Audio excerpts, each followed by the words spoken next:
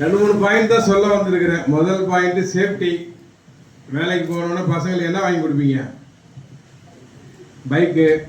ரெண்டாவது cellphone. Phone watch பண்ணுங்க. பையன் போய் ரிசீவ் ஆகிட்டானா, சேர்ந்துட்டானா, ஆஃபீஸுக்கு போயிட்டானா, எங்கே இருக்கிறான்றது பொண்ணை விட அவன் பையன்களை நல்லா கொடுத்து பாருங்கள். பைக்கு வாங்கி கொடுத்தீங்கன்னா ஹெல்மெட் போட்டு போங்க. அதனால் பேரண்ட்ஸ் தயவு செய்து பசங்களை ஆஃபீஸுக்கோ கம்பெனிக்கு அனுப்பிச்சிங்கன்னா முதல்ல சேஃப்டி பாருங்கள். பையனை பைக்கில் அனுப்பாதீங்க. கம்பெனியில் இப்போலாம் கம்பெனி பஸ் இருக்குது, அதனால் பஸ்ஸில் அனுப்புங்க. அதனால் எங்கே போனாலும் சரி ஒழுக்கமாக இருங்க, உண்மையாக இருங்க. பேரண்ட்ஸுக்கு விசுவாசமாக இருங்க. யாருக்கு விசுவாசமாக இருக்கணும்? பேரண்ட்ஸ். அதுமாதிரி பையனை நீங்கள் வாட்ச் பண்ணணும். பையன் வளர்ந்துட்டானே, கம்பெனி போயிட்டானே காசுக்கெல்லாம் கொடுக்க மாட்டான். பார்த்து நடந்துங்க. ஏன்னா 3 மாதம் அம்மா ராஜா மாதிரி கொடுப்பான், 4ஆம் மாதம் ஏன் பணம்னுவான். உண்மையா?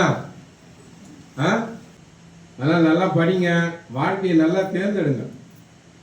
இதோட முடியல, வாழ்க்கையில் வெளியே போனீங்க நிறைய பிரச்சனைலாம் இருக்குது. அதனால் பேரண்ட்ஸுக்கு விசுவாசமாக இருங்க. அதான் என்னோட பாயிண்ட்டே பேரண்ட்ஸுக்கு விசுவாசமாக இருக்குது. பொய் சொல்லாத, காசை கரெக்டாக சொல்லு. உன் காசு தான், இருந்தாலும் அம்மாண்ட கொடு.